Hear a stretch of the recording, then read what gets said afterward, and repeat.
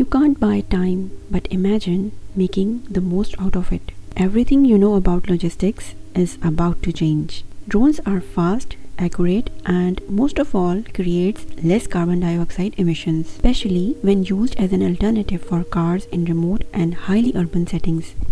In Qatar, drone delivery is taking its first steps. Qatar is making every effort to harness cutting-edge technology in order to lead the way into the future. In 2016, Qatar Post launched a drone delivery service for certain packages across the country. It was designed to help residents shop online and get products delivered to Qatar from outlets that don't ship to the country.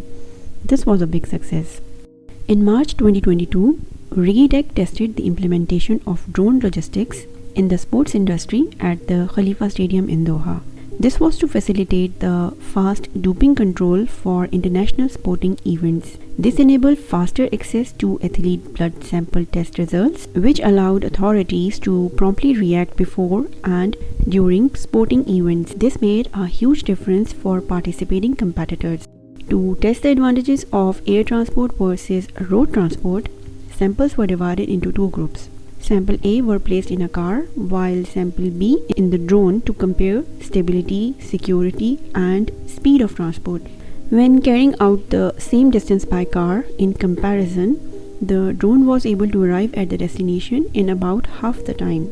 Drone delivery of testing samples of sportspersons has significantly reduced the chain of custody of doping samples and resulted in less possibility of tampering. Relocating believes that the technology can have a major impact in the anti-doping world. Their drones are able to connect all venues and stadiums to the approved laboratory directly within a single battery charge. In June 2022, Talabat officially announced the launch of its drone food delivery pilot program in Qatar. Agrico and Hamad bin Khalifa University worked together with Talabat on this innovative drone project. Test was conducted in Agrico facility in Al Khor.